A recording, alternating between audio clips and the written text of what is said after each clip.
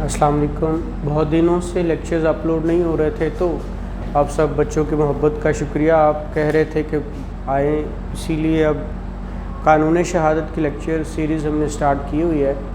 तो अभी आज सेकंड लेक्चर है। पहला लेक्चर इंशाल्लाह अपलोड बड़ी जल्दी हो जाएगा। तो अब ये सेकंड लेक्चर है।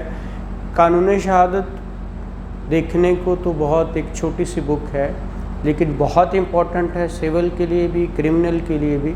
तो इसीलिए आज उसके जो हमने देखना है वो ये है कि आपके यहाँ जो बड़ा ही आम क्वेश्चन है एग्जामिनेशन पॉइंट ऑफ व्यू से, या आपके जितने भी हैं प्रैक्टिसिंग हैं, तो आपको पता होना चाहिए ऐसी बातों का कि दो चीज़ें बहुत इम्पॉर्टेंट होती हैं।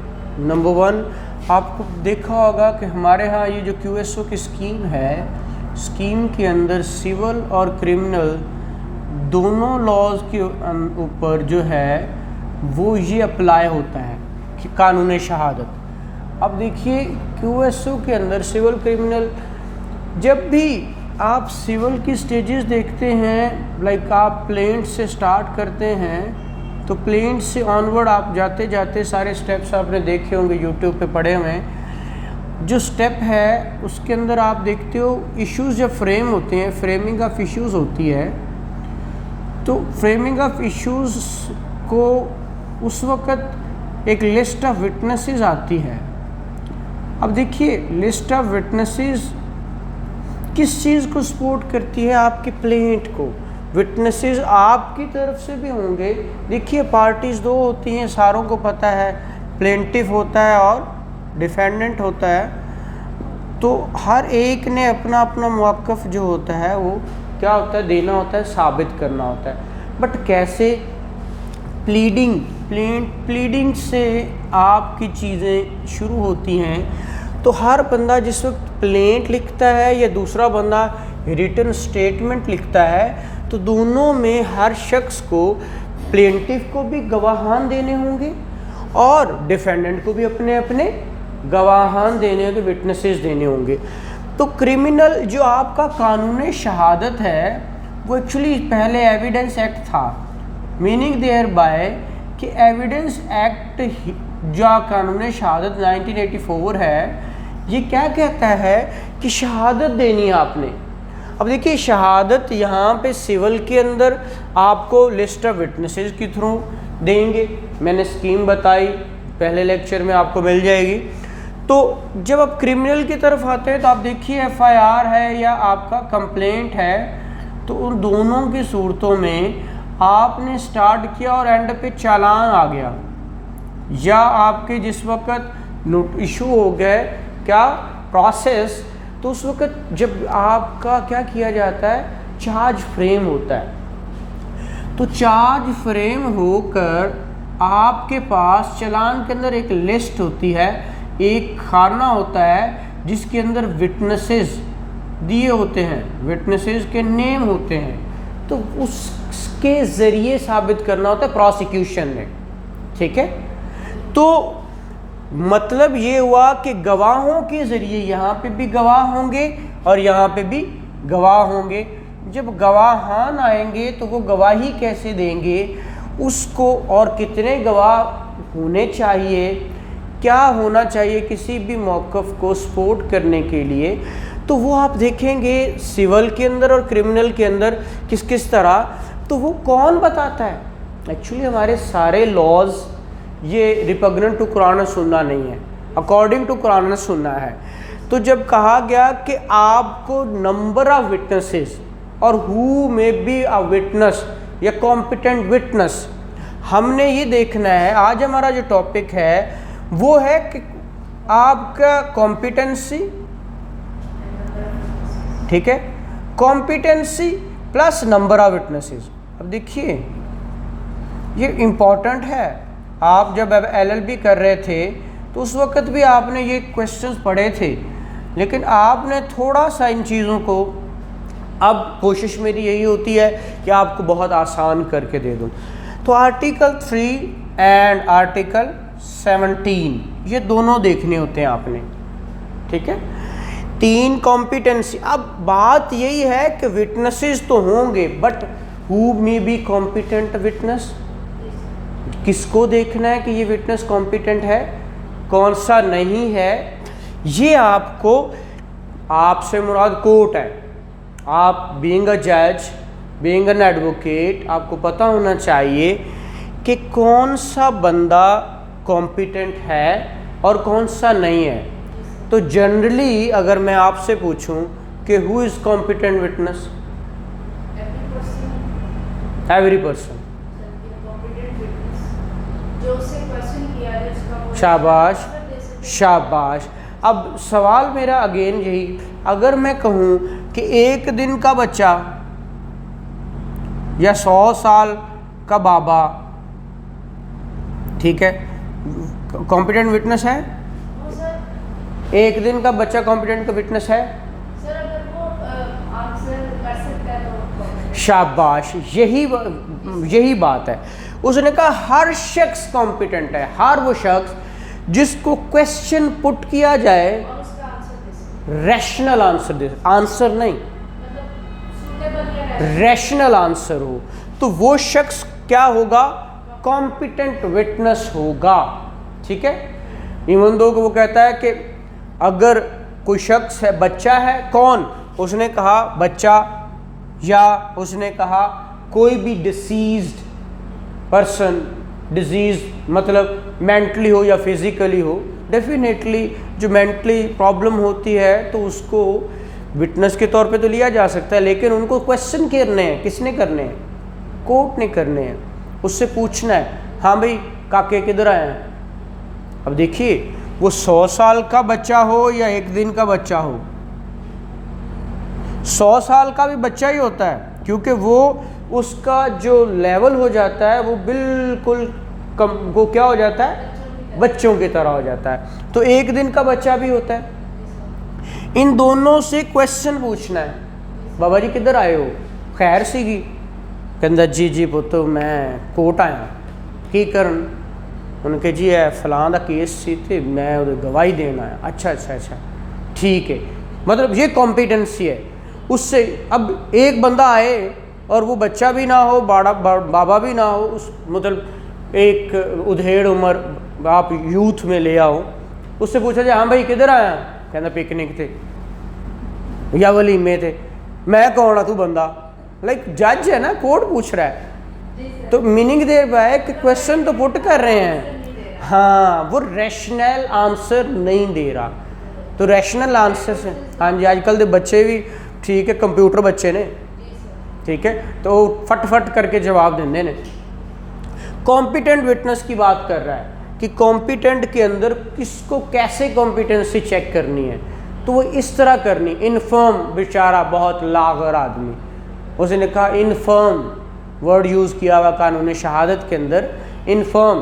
तो इनफर्म किसको कहते हैं, हाँ कमज़ोर हो, ठीक है, उससे भी क्वेश्चन पूछा जा, हो सकता है कि वो आंसर ना दे सके, ठीक है ना, वो चीज़ भी मद्देनज़र रखनी है ताकि क्या हो सके आपको। अब मैंने कहा कि एक तो बच्चे की बात, टेंडर ईयर्स की बात कर रहा है।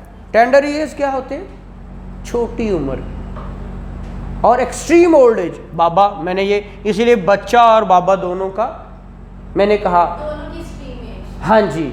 और उसके बाद उसने कहा डिजीज़ हो, वो डिसीज़ किसको कहते हैं, जो नॉट फिट फॉर, हाँ वो डिसीज़ मतलब चाहे वो बॉडीली हो चाहे वो माइंडली हो, ठीक है, तो उनको भी गवाह लिया जाएगा, लेकिन उनसे सवाल किया जाए और वो क्या कर सकें, रैशनल आंसर कर सकें, तो वो क्या है, कॉम्पिटेंट विटनेसेस हैं। अब देखिए इसकी अगली बात करते हैं। अगली बात वो कहता है कि झूठे भी तो हमारे यहाँ बहुत है ना, कोई बंदा झूठ बोल के झूठी गवाही दे और कल को पकड़ा जाए तो उसको सज़ा हो जाए, क्या हो जाए, सज़ा। तो वो सज़ा झूठ बोलने पे परजरी में वो बंदा क्या हो, कन्विक्टेड हो, ठीक है, परजरी में, तो ये शख्स उसने कहा इनकॉम्पिटेंट है। क्या है, इनकॉम्पिटेंट इन जनरल। ठीक है, उसने कहा ये शख्स गवाही नहीं दे सकता क्योंकि ये पहले झूठा है और झूठ बोलने पे इसको क्या हुआ है, सजा हुई है, कन्विक्टेड है। ठीक है, अब कोर्ट कहती है ये शख्स भी, अब इसकी भी एक्सेप्शन है, उसने कहा ये शख्स भी कॉम्पिटेंट विटनेस हो सकता है। उसने कहा कब, शाबाश। वो कहता है जी मैं हुण हाजी हो गया, हज कर आया ते नमाज़ां नमूज़ां भी शुरू करतियां ने ते पहले मेरे को गलतियां हो गई ने ते मैं हुण उहदे तों माफ़ी मंग ली, तो माफ़ी मंगण वाले तू अल्लाह भी कहता है मैं तेनों माफ़ कर छड़िया। तो इसी तरह से जी एक्सेप्शन के अंदर ये शख्स भी है जब वो रिपेंट कर ले, ठीक है, या मेंड इज वे कर ले। ठीक है, एक क्वेश्चन है कि अगर मतलब विटनेसेस एनफ है, हाँ एनफ विटनेस हाँ आपके केस को फाइल को, हाँ हाँ हाँ, तो फिर भी इसको reject- देखिए आपने तो ये आपकी मर्ज़ी है, आप देखें आप लोग अपने फॉरगो भी कर देते हो कि ये 4 विटनेस करवाने 3 नहीं करवाने मैंने। ठीक है, आपकी मर्ज़ी है, लेकिन गवाह हम ये देख रहे हैं क्या ये कॉम्पिटेंट है। आंसर इज यस, जनरली नहीं है, लेकिन तब है जब क्या करे ये अपने कोर्ट सेटिस्फाई करवा दे कोर्ट को कि मैंने क्या किया, रिपेंटेड कर लिया और मैंने मेंडेड हिज वेज। ठीक है, अगली बात इसके बाद क्या कहता है, कहता है एक शख्स होता है लुनेटिक। कौन होता है, लुनेटिक। लुनेटिक कौन होता है, ल्यूनर मंथ्स में जो ल्यूनर मंथ्स होते हैं ना, हाँ जी, ल्यूनर मंथ्स होते हैं, उनके अंदर क्या होता है इसको, जिसको हम कहते हैं मिर्गी दौरे पड़ते हैं। ठीक है, उसने कहा कि ये शख्स भी जो लुनेटिक है ये भी इनकॉम्पिटेंट है इन जनरल।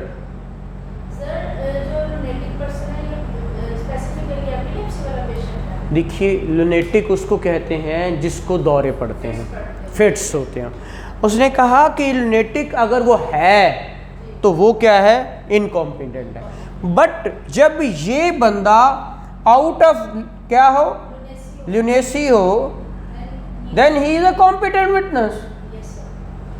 ठीक है, तो ये भी क्या है, कॉम्पिटेंट विटनेस है। तो ये आपका आर्टिकल क्या है, 3 है। उसने कहा कोई भी शख्स क्या हो सकता है, कॉम्पिटेंट विटनेस हो सकता है। और ये तो आपका आर्टिकल 3 कहता है, और कुछ क्वालिफिकेशंस कुरान और सुन्ना ने भी लगाई हैं। ठीक है, तो अभी चलें इसको नमाज पढ़ते हैं फिर बाकी देखते हैं।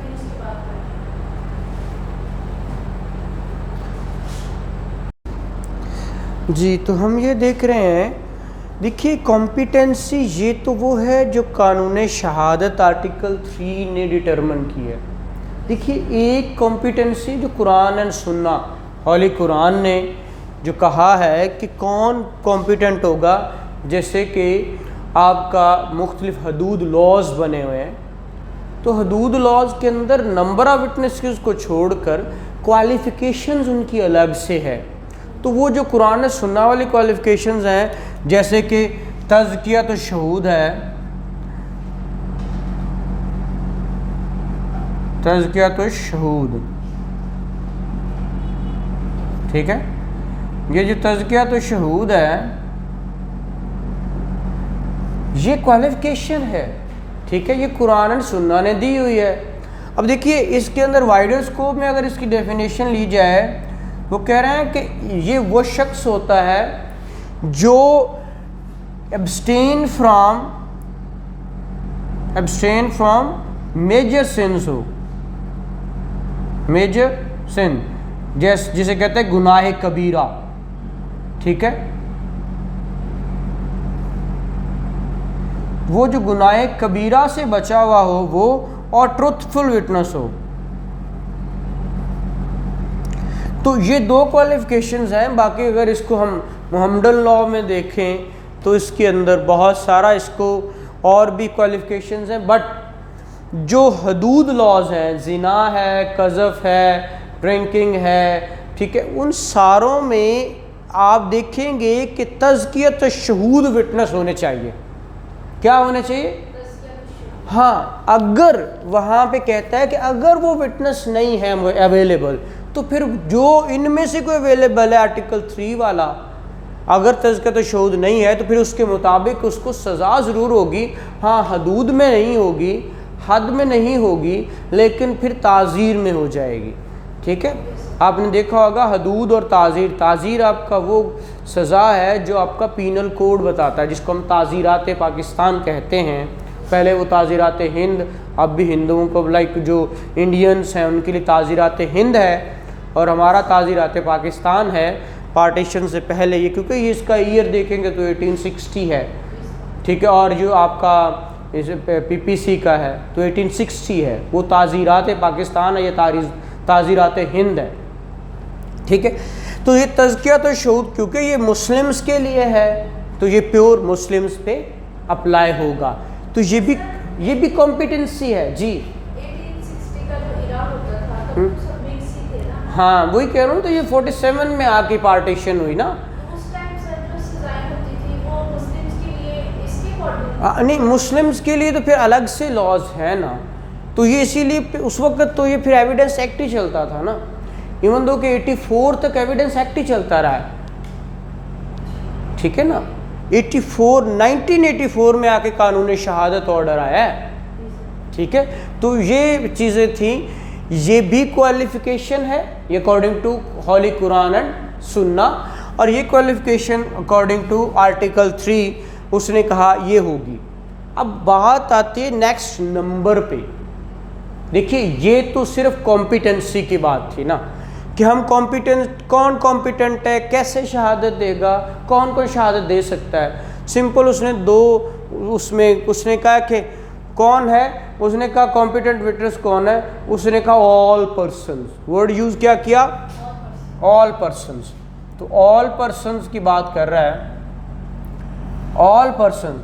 लेकिन उसने कहा ऑल पर्सन्स कौन से? Unless court satisfy consider that they are prevented from understanding a question put to them. ठीक है, कि वो इनको सवाल ही कर रहे हैं तो जवाब क्या कहते हैं, सवाल गंदम तो जवाब चना, वो वाली बात ना हो। ठीक है, तो ये आपका आर्टिकल 3 हो गया। अब बात है आर्टिकल 17 की। तो आर्टिकल 17 क्या कहता है? कहता है नंबर कितने होने चाहिए। देखिए, जनरली आप देखते हो कि आप आर्टिकल 17 में वो कहता है कि नंबर्स, एक तो मैंने अभी कहा हदूद केसेस हैं, जितने भी हदूद लॉज हमारे पाकिस्तान के अंदर मौजूद हैं, तो हदूद लॉज के अंदर जैसे कुरान एंड सुन्ना, होली कुरान एंड सुन्ना, उसमें तो जो बताए हुए हैं और उसके मुताबिक ही ये हदूद लॉज बने हैं। ज़िना जो है, जो ज़िना बिल कंसेंट है, एक होता है ज़िना बिल जबर, एक होता है ज़िना बिल रज़ा। आपने जब आप PPC पढ़ा हुआ तो आपको पता होगा। एक होता है बिर रज़ा, ज़िना बिर रज़ा, और एक होता है ज़िना बिल जबर। ठीक है, ये 376 वाली बात है, और ये आपका हदूद है वो जो आपका है 5779। हाँ जी, 5779 आपने सुना होगा। सेक्शन 5 आर्टिकल 5 7 नंबर इसका लॉज है, और 1979 है। ठीक है, तो ये आपका क्या है। अब इसके अंदर 4 मेल आई विटनेस होने चाहिए। क्या होने चाहिए जी? हदूद लॉ नहीं, जिना में, हदूद लॉ के अंदर जिना ऑर्डिनेंस भी है 1979 का। मैं उसकी बात नहीं कर रहा, वो बिर रज़ा है, वो 376 है। उसके अंदर कोई आपको वो जो है ना 4 मेल आई विटनेसेस की ज़रूरत नहीं, जो अवेलेबल है उसकी बात है। हम बात कर रहे हैं ज़िना बिर रज़ा की, जो 5779 वाली बात है, 4 मेल आई विटनेसेस हों। अब क्वालिफिकेशन यही होता है क्या, तो शहूद वाली। बाकी जितने भी हदूद लॉज हैं, जितने भी हदूद है, उसमें क्या 2 मेल आई विटनेस, अडल्ट मुस्लिम ठीक है, 4 मेल आई विटनेस अडल्ट हों, और इसी तरह बाकी जितने भी लॉज हैं उनके अंदर 2 मेल अडल्ट आई विटनेसेस हों जो तज़कियत शुहूद पे पूरा उतरते हों। उनकी फिर क्वालिफिकेशन तज़कियत शुहूद है, ये वाली नहीं है, ठीक है। कोई ऑल पर्सन आ सकते हैं, लेकिन जो अवेलेबल अगर हद में नहीं अवेलेबल तो ताज़ीर में तो हो सकते हैं अवेलेबल ना। तो फिर अगर 376 मतलब 5779 में उसको सज़ा नहीं होती तो आप 376 में ज़रूर दिलवा सकते हैं। सर ये लॉस इनफील्ड है। आपने कंप्लेंट पढ़ा है? आर्टिकल सेक्शन 203A पढ़ा है? क्या है वो? सर क्या है ज़िना? जिना वाला सर। क्या उसमें क्या है? 203A है क्या? सर जिसमें जिना में कंप्लीट है। हाँ तो फिर इनफील्ड है ना। हाँ ठीक है, पहले तो ये पर्चा डायरेक्ट होता था, लेकिन उन्होंने कहा कंप्लेंट की जाए। कंप्लेंट में पहले वो क्या करते हैं, स्क्रूटनाइज कर लेते हैं, प्रोसेस पोस्टपोन कर देते हैं, और फिर वो क्या करते हैं, इसके पूरा इंक्वायर इनटू करते हैं मैटर को, और अगर बनता हुआ अगर ट्रुथ हुआ तो फिर वो क्या करेंगे, प्रोसेस इशू करेंगे, अदरवाइज वो डिसमिस कर देंगे। यही था। उसके अंदर ये तज़कियत शुहूद की बात भी वो करता है, उसके अंदर उसके अंदर वो मेजर सिंस की बात भी करता है, तो इसीलिए वो आपने यहाँ पे देखा होगा, ठीक है। तो ये CRPC है, तो ये फिर इसके साथ है। अच्छा, ये कहता है, ये तो है कुरान और सुन्ना वाली बात, ठीक है। अब बात आती है, उसने 2 चीज़ें और कही हैं।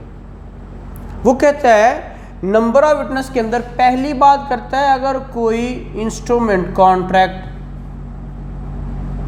इन राइटिंग हो, क्या हो, इन राइटिंग हो, और उसके अंदर क्या हो, कोई फ्यूचर ऑब्लिगेशन या फाइनेंशियल बात की जाए, फाइनेंशियल या फ्यूचर ऑब्लिगेशन की बात की जाए, ये जो ऑन द स्पॉट कंप्लीट ना हो, कॉन्ट्रैक्ट एग्जीक्यूट ना हो। हाँ ना, उसके अंदर इन राइटिंग कॉन्ट्रैक्ट के अंदर फाइनेंस की बात ऑन द स्पॉट होती है भाई, फाइनेंशियल बात ऑन द स्पॉट होती है, तो पैसे का लेन देन है ना, और एक फ्यूचर ऑब्लिगेशन की बात होती है, ठीक है। तो उन दोनों सूरतों में उसने कहा कि 2 मेल विटनेसेस होने चाहिए। क्या होने चाहिए? 2 male or 1 male and 2 female. 2 female में से क्या हो, एक को भूल जाए। जी, रिमाइंड 1 रिमाइंड 2 अदर, ठीक है। उसने यहाँ पे कहा है कि जो कॉन्ट्रैक्ट इन राइटिंग है उसके अंदर 2 मेल आई बेटे, क्या हो, 2 मेल, ठीक है, 1 फीमेल, 2 फीमेल, 1 मेल, या तो 2 मेल हो, नहीं तो 1 मेल, 2 फीमेल, 1 भूले तो दूसरी उसको याद करवाए, बस। ये बात की उसने 17 के अंदर। पढ़ें, आपके पास है 17? जी निकालें, और पहले अगर सुन लें फिर बाद में करते हैं। और अगली बात जो इसके अंदर की वो ये की कि इसके अलावा और कोई भी मैटर हो, फ्यूचर ऑब्लिगेशन और फाइनेंशियल ऑब्लिगेशन के अलावा कोई भी बात हो, तो उसने कहा उसके अंदर 1 मेल और 1 फीमेल विटनेस ही काफ़ी है, ठीक है। 1 मेल या 1 फीमेल तो इक्वलेंट है ना, हम कहते हैं कि ज़्यादातर औरत की गवाही आधी होती है, ठीक है। तो अगर यहाँ पर दूसरे वाले स्टाइल में ना फीमेल हो तो यहाँ पर 2 मेल। नहीं तो एक, मैंने कहा आर की बात की है, एक ही काफ़ी है, मेल, एक मेल या एक फीमेल, या की बात हो रही है। यानी 2 किलो, उसकी भी इक्वल वेट होगी। हाँ हाँ, मतलब आप जो कहते हो लाइक खुला के मैटर्स हमारे यहाँ चलते हैं, तो औरत का लिजा क्या देती, मैं जनानी रहना, औरत उसकी गवाही पूरी हो गई, उन्होंने कहा जाओ ठीक है। उसने कहा फाइनेंशियल और फ्यूचर ऑब्लिगेशंस के अलावा कुछ भी मैटर्स होंगे तो उनमें एक मेल या एक फीमेल ही काफ़ी है। जनरल रूल है कि एक मेल या एक फीमेल ही काफ़ी है, लेकिन इन मैटर्स में और इन मैटर्स में उन्होंने नंबर अलग बताए हुए हैं। बस जैसे जिना में 4 हमने पढ़ा और बाकी जितने भी हदूद लॉज हैं उसके अंदर 2 हैं, वो भी अडल्ट मेल, ठीक है, आई विटनेसेस मुस्लिम भी हों, तो वो सारे उसने कहा हुआ है। ठीक है यार, ये पानी दोबारा ले आना ठंडा हो तो ये सारी चीज़ें क्या होगी, नंबर ऑफ विटनेसेस होंगी, जो कि बहुत ही ज़रूरी है। पढ़िए अब इसको 17।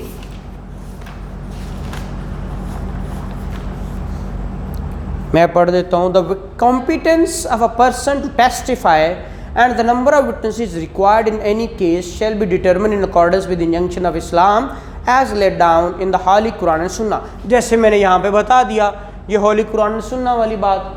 अगली बात, unless otherwise provided in any law relating to enforcement of हदूद एंड एनी स्पेशल लॉ।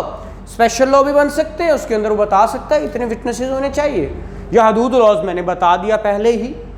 अच्छा, फिर number 1 A, in matters pertaining to financial or future obligations if reduce to writing, क्या अगर वो लिख लिए गए हों, the instrument shall be tested by 2 witnesses, 2 men or 1 man and 2 women, so that one may remind the other if necessary and evidence shall be led accordingly। ठीक है, वही बात कि जहाँ पे ये बात हो 2 मेल या 1 मेल और 2 फीमेल, दूसरी उसको रिमाइंड करवाएगी जहाँ उसको ज़रूरत पड़ी। और अगली बात, in all other matters the court may accept or act on the testimony of 1 man or 1 women or such other evidence as the circumstances of the case may warrant. ठीक है, तो ये आपका टॉपिक था, बहुत इंपॉर्टेंट है, बहुत दफ़ा आ भी जाता है। तो ये चीज़ें जो थी आपको ये होनी चाहिए, जो है याद होनी चाहिए। Thank you very much.